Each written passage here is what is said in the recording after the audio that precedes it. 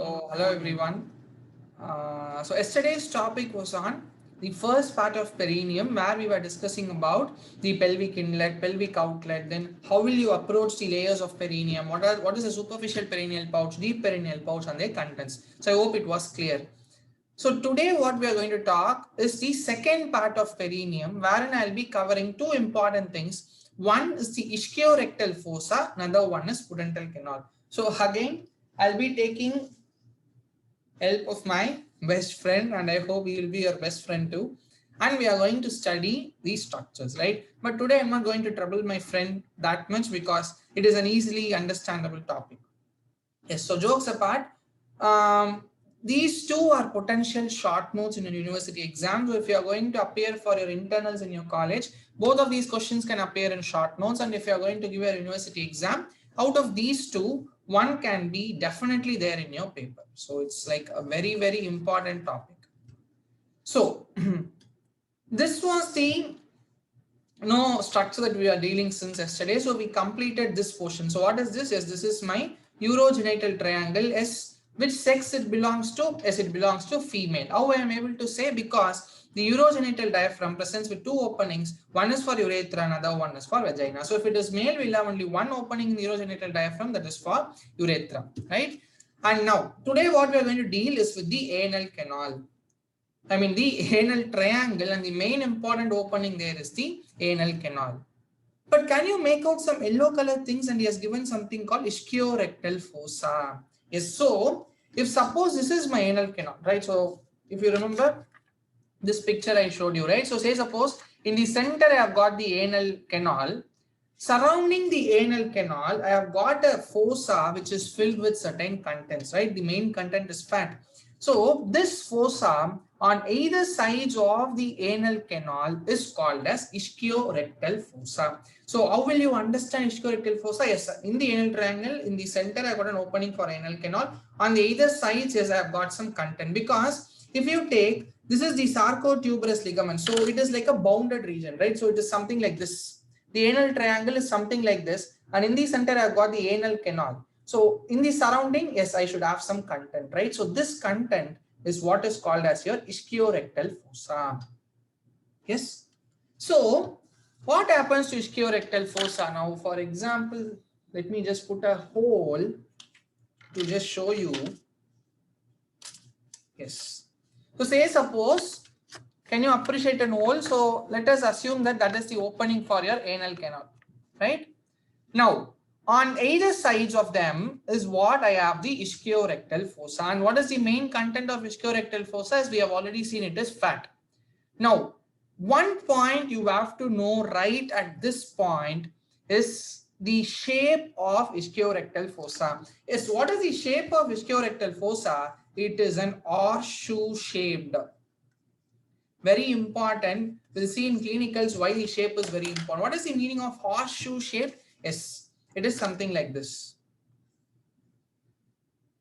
Yes, we would have studied in 12th horseshoe magnets, right? It's the same thing. It is horseshoe in shape. So what happens is, yes, this is my anal canal opening, right? The fat, yes, it is going to be spread in this fashion. And at the back of the anal canal, yes, at the back of the anal canal, the fat is going to communicate with each other. Yes, so here I have got the anal canal. Say suppose this is my anal canal, right? On the back of the anal canal, the ischiorectal fossa is going to communicate like this. So this side is ischiorectal fossa, ischiorectal fossa. And the back side, as can you make out, both of them will communicate like this. Yes, they are going to communicate, thus forming an horseshoe shaped structure. So what is an ischiorectal fossa? It is a fossa present on either sides of anal canal. Its main content is fat, and at the posterior aspect of the back side of the anal canal, the fat is going to communicate with each other. Hence, the shape of the ischiorectal fossa is horseshoe shaped. Yes, very good. Now we will proceed to the ischiorectal fossa. Now this is the picture taken from Netters, and what we are appreciating is the coronal section. So even in your textbooks like Vishram Singh, you would have given the coronal section diagram.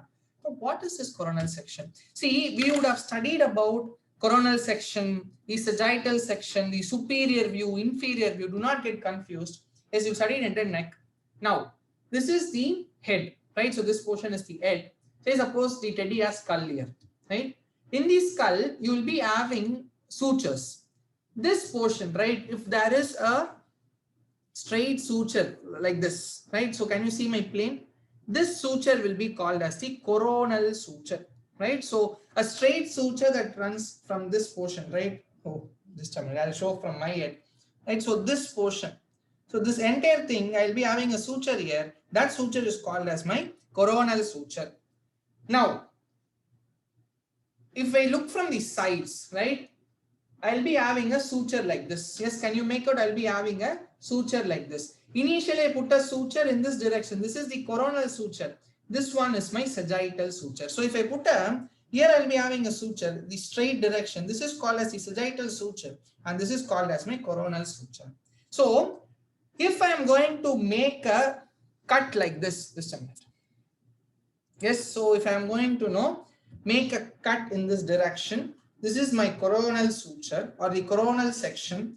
If I am going to cut my body like this, right, in the center, if I am going to cut like this, then it is called as the sagittal suture, right? So if I am going to make a cut like this, then this is called as my coronal suture. If I'm going to cut like this, this is called as my sagittal suture, right? So this is what I want to show in teddy. So what we are going to do is, I'm going to make a coronal section, right? So my teddy will be divided into two equal halves, right? And I'm going to observe this anal region. So this is the anal region. So say suppose here I'll be having the anal canal, right? So here I'll be having the anal canal. On the either side, I'm able to appreciate a communication that is called as the ischiorectal fossa.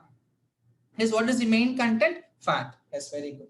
So did you orient yourself to different sections? So mostly, sagittal sections, you will be having in head and neck where you will be studying about the nasal sinuses and all that. So here we have the coronal section to study the ischiorectal fossa. Yes, can you appreciate? This is the anal canal. These are all my anal sphincters. I'll use a pointer that will be better.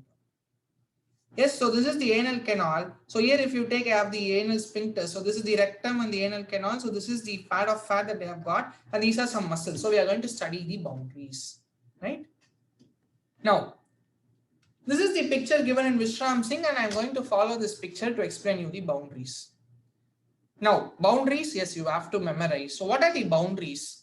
Yes, so we'll talk first the lateral and the medial boundaries. So for that, you all should know about certain muscles like obturator internus, levator ani muscle. It has already been dealt in introduction to pelvis. I'm not going to get into the details of origin and insertion. So yes, very simple.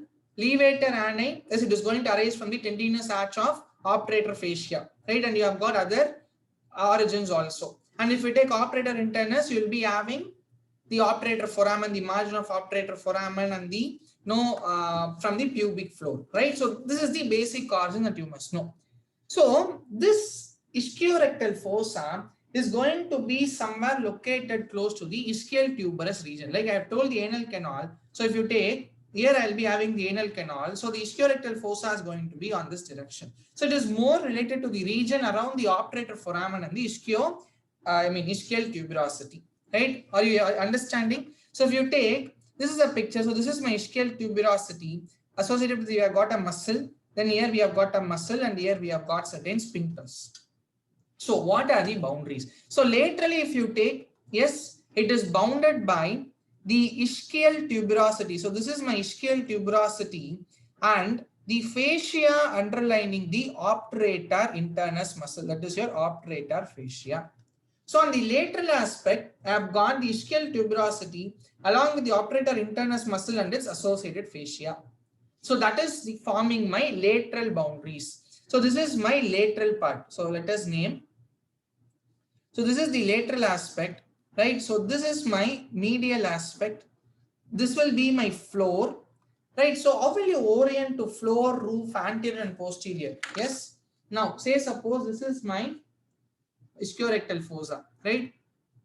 Now this will be my roof, right?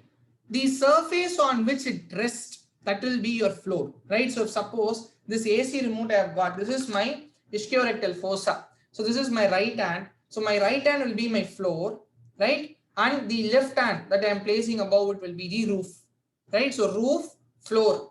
Then this will be my lateral border. This will be my medial border. This will be my anterior and this will be my posterior. Yes. So anterior, that is this sensor is facing you. This is the anterior aspect of the ischiorectal fossa. This one, the one that is facing me, flat surface, as the posterior aspect. And this one where you will have your AC control buttons, that is the roof. Then bottom part where you can have your batteries is the floor. Then this will be your lateral, this will be your medial. Right? So laterally what we have got is the ischial tuberosity, the obturator internus muscle is along with the obturator fascia.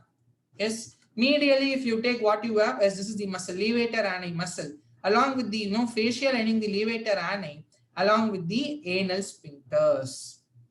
What is the medial boundary? Yes, repeat, levator ani muscle along with the fascia, then the anal sphincters. Yes. Floor is formed by the skin, right?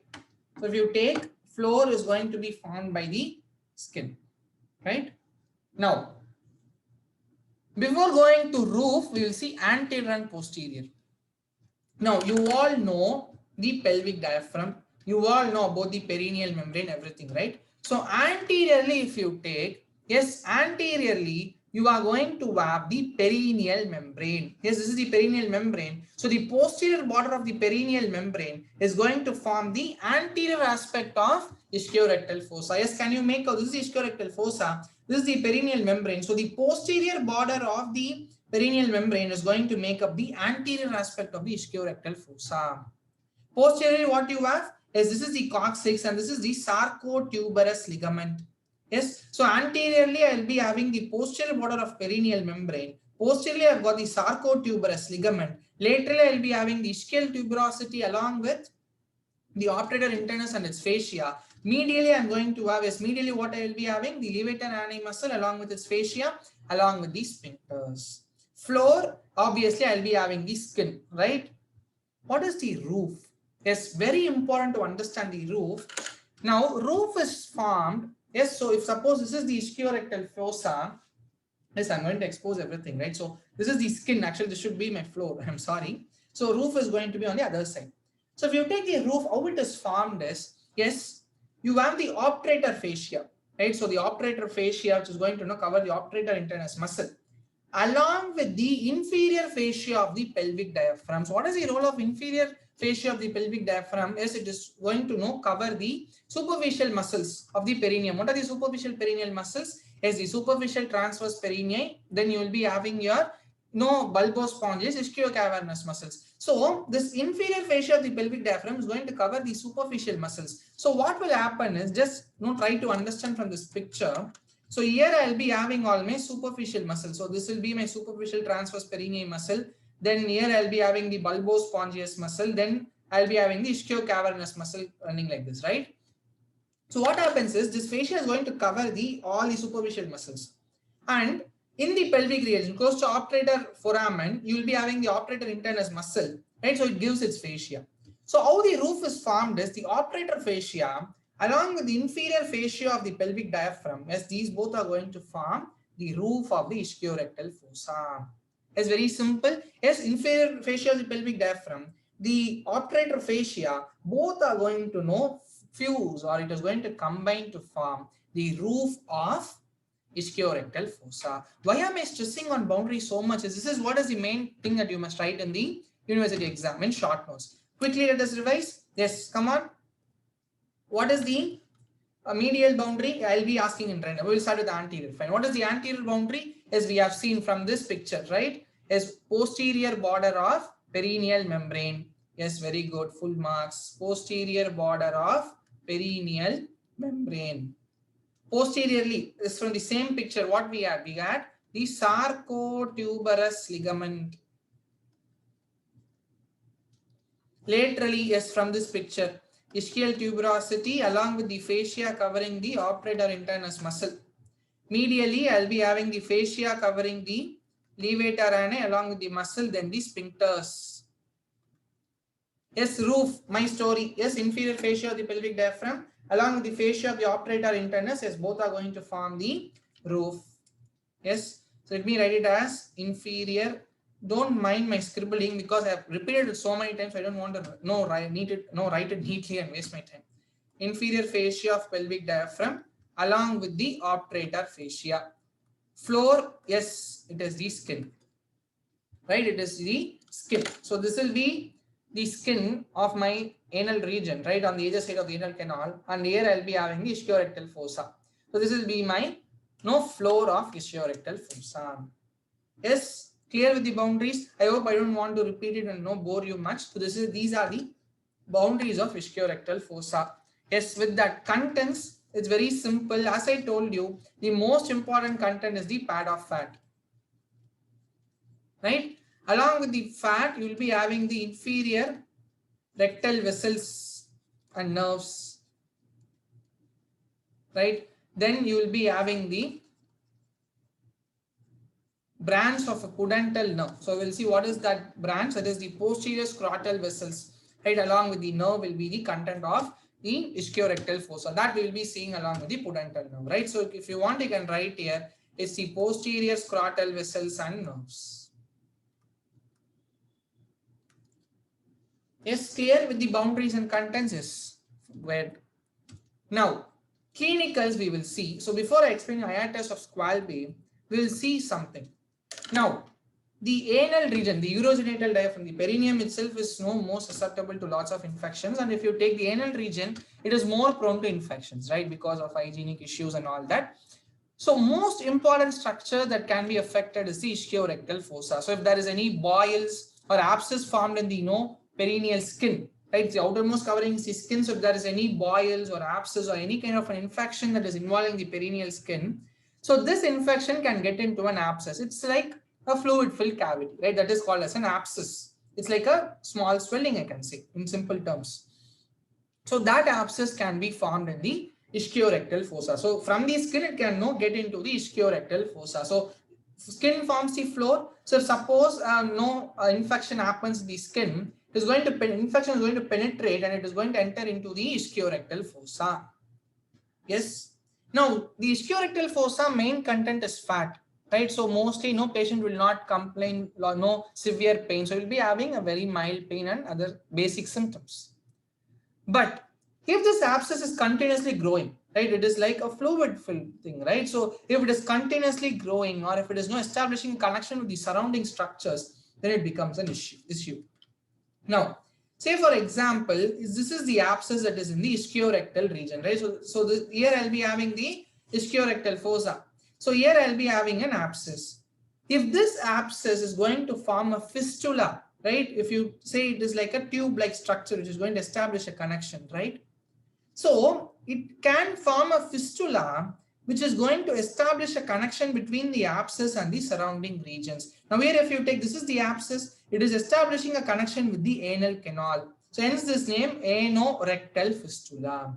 So it can form a fistula so that the abscess is going to travel along this fistula and enter into the surrounding region. So if it is going to enter into organs, it is a serious issue, right? So what is the first important clinicals is, yes, this ischiorectal fossa, because of its hygienic issue, the surrounding structures, is more prone for infections. It can form a boil in the perineal skin or an abscess. And since you have got lots of pad of fat, then the abscess is not going to be much presented by the patient, right? He will not feel the pain or any associated symptoms of an abscess. So he will leave it just like that. But this can form a fistula and communicate with the surrounding structures, like it can form an anorectal fistula that is going to communicate with the anal canal. So this is called as the ischiorectal abscess, which is going to form a fistula. The second important clinical that I want to highlight is the hiatus of Squalby. Now, you would have studied about the obturator internus levator ani muscle. So as I told you, the obturator internus will arise from the obturator foramen, right, along with the pelvic floor, right? And similarly, levator ani muscle, yes, it is going to arise from the ischial spine. Then you will be having from the tendinous arch of the obturator fascia. So how these muscles are going to go? Just imagine this is okay. Here I have got the obturator foramen, right? So this is my obturator foramen. So the obturator internus muscle is going to come like this, right? Can you see? The obturator internus muscle is going to come like this. And similarly, if you take the levator ani muscle, it will be like this. So the obturator internus muscle is coming in this direction. The levator ani muscle is in this direction, right? Can you see? Yes. Now, if you take the origin of these tendons of both the levator ani and the obturator internus, they will be almost very close to each other, right? So if you take here, there is no space. Suppose see these both points, right? My thumb joints are my origin, right? Can you see? Yes, these are the origin of both the muscles. Yes, what is happening is the origin of these two muscles, the tendons of these two muscles are almost same, right? Not same, but they are going to overlap with each other. So you do not find any space between the tendons. Most important thing is the tendons of these two muscles, they do not present with any space, right? Can you see? But what is this hiatus of Schwalbe is sometimes there can be a small space between the origin of tendons. Yes, can you make up the space? I do not know how to rotate my hands. Yes, can you appreciate a small space now? Yes, so if there is any space between the origin of the obturator internus and the levator ani, so this will be the normal thing, right? This is the obturator internus, this is the levator ani muscle. Both are going to be like this. If there is any space in the origin of the tendons, this space is called as hiatus of Schwalbe. Now, why are you stressing on this point so much? Oh God, if you ask me, this hiatus of Schwalbe, through this hiatus, you can have the pelvic organs or the fat getting through this. So you can form an hernia-like structure. You can mostly have a fat herniation that can happen through this hiatus of Schwalbe. Right? Are you getting it? So if you observe this picture, can you see almost the obturator internus and the levator ani, it is covered by the fascia and you do not have any gap here. But in hiatus Schwalbe, can you appreciate a gap? The fascia is here and here you can appreciate that gap. So if that gap is too much, it is called an hiatus. Hiatus means an opening through that a structure can come. This is about the ischiorectal fossa and its associated clinicals. So if suppose it is asked in a short note, you should define what is ischiorectal fossa, its shape, contents, its boundaries, contents and clinicals. Yes, very simple topic. Now the last one is the pudendal canal. So if you take, again a very important topic but very simple, 10 minutes I'll complete. So this is the greater sciatic foramen, this is the lesser sciatic foramen along with ischial spine. So ischial spine above is the greater sciatic foramen, below will be lesser sciatic foramen. This is the sarcotuberous ligament and the sacrospinous ligament, and this region is what I'll be having the ischiorectal fossa. Now you can ask me, how did I just like that tell that is the ischiorectal fossa? Yes, this is the ischial tuberosity, this is the sacrotuberous ligament. So just now we saw the sacrotuberous ligament forms the posterior boundary, the ischial tuberosity forms the lateral boundary of ischiorectal fossa. So approximately the structure will be there. Yes, very simple. Now pudendal canal, if you take, yes, this is ischial tuberosity. So almost 1 inch above, surface anatomy is very important, 1 inch above the ischial tuberosity, there is a canal that is extending from the lesser sciatic foramen to the deep perineal pouch. So here I'll be having the deep perineal pouch, which means what? This is the perineal membrane. This is the superior fascia of the urogenital diaphragm. Yes, you are very clear about it. So this is the deep perineal pouch.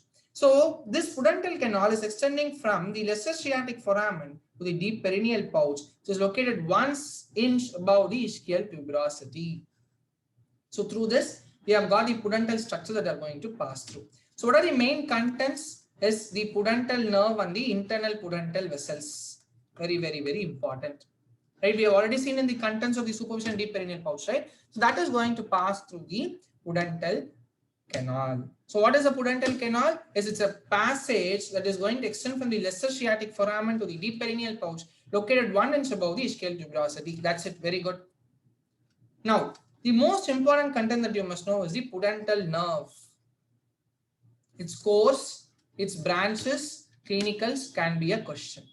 Yes. So we'll just see in very simple words. So this is my origin, right? How we saw brachial plexus, the median nerve, we had root value, right? Similarly, for pudendal nerve, root value is S2, S3, S4.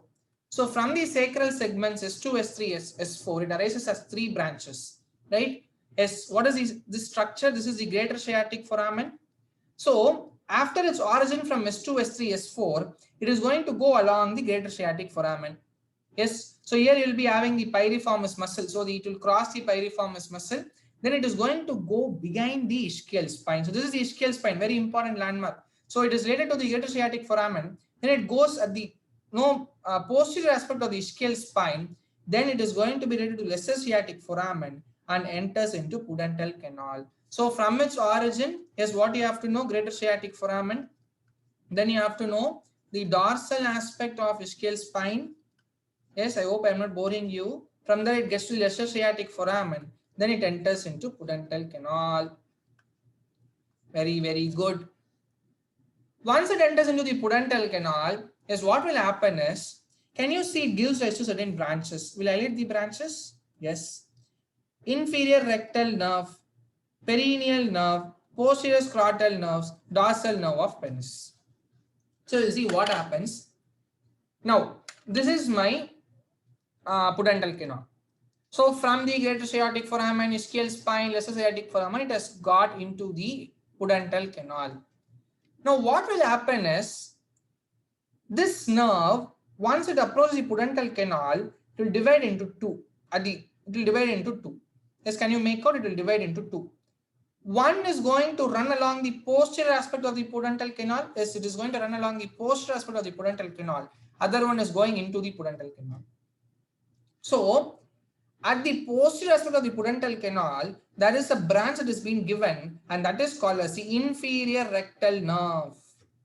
We saw it is a content of ischiorectal fossa. Yes. So this inferior rectal nerve is going to go along the posterior aspect. It is going to be divided at the level of the posterior aspect of the pudendal canal. It is going to go along the ischiorectal fossa to supply the muscles and the sphincters there. Yes, it is mostly going to supply the anal sphincters. You all saw, right? The medial content was anal sphincters. So inferior rectal nerve is going to pass the ischiorectal fossa and get along the medial aspect, and it is going to supply the anal sphincters there, right? Now, the nerve that comes at the top, yes, it is going to be divided into two, right? A dorsal nerve of penis, right? Dorsal nerve of penis. The other one is the perineal nerve. So what happens? Posteriorly one had gone, right? Inferior rectal nerve had gone. Anteriorly I have got the pudendal nerve that is coming still. It divides into two. Right? Can you see? One is going down, that is your perineal nerve. The other one is the dorsal nerve of penis that goes on the dorsal aspect. It is going to get to the penis. Dorsal nerve of penis, we saw it is the it is a content of superficial in the deep perineal pouch, right? So same thing. So what is going to happen is, this dorsal nerve of penis, this is the perineal nerve. Now, this perineal nerve will divide again into two. Always you are getting two, final two, right? So the perineal nerve, yes, it is going to divide into the muscular branch and the cutaneous branch. The cutaneous branch is what is called as the posterior scrotal nerves. Again, you remember we saw it as a content of ischiorectal fossa. Yes. So it is going to give innervation. So it is going to give cutaneous innervation along the scrotum. The muscular branches of the perineal nerve is going to supply all the muscles, right? Like superficial perineal pouch muscles, like your superficial transverse perineum, your ischio-cavernous, bulbospongious, deep transverse perineum muscles. This is the content of deep perineal pouch. All these are supplied by the muscular branches of perineal nerve. So what is the course? Yes, S2, S3, S4, greater sciatic foramen, ischial spine, lesser sciatic foramen, pudendal canal. At there, it divides into two. A posterior branch that is called as inferior rectal nerve goes along the ischiorectal fossa, supplies the sphincters. Then it divides into two. Like anterior aspect, divides into two. Dorsal nerve of penis, perineal nerve. Dorsal nerve of penis, it gets to the penis. Perineal nerve, yes, it is going to divide again into two, a muscular branch and a cutaneous branch. Posterior scrotal vessel is the cutaneous branch and gives innervation around the scrotum. Muscular branches supply the muscles. Dorsal nerve of penis is going to innervate along the glans penis, right? So that is about the pudendal nerve. Now, why did I stress, before thank you, clinicals. Yes, my best friend for the last time, I guess. Now, if I want to perform any surgery in the perineal region, for example, cesarean, or you have any abscess, you have to remove any abscess, right? So what I have to do is basic thing, anesthesia, right? I have to give a local anesthesia. Now, since I am performing the surgery only in the perineal region, it is enough if I give a local anesthesia. General anesthesia is the entire consciousness will be disturbed. But when I say local anesthesia, consciousness will be there, right? Will be interacting with the patient, but the nerve supply around this region will be stopped, right? Pain sensations will not be received in this surrounding. That is called as a local anesthesia. So if I am operating anything in the perineal region, yes, I have to give a local anesthesia. So I have to give a nerve block, right? So what the surgeons will do, or the anesthetists will do is, most palpable structure in the perineal region is the ischial spine. Yes, what is the most palpable structure? It is the ischial spine.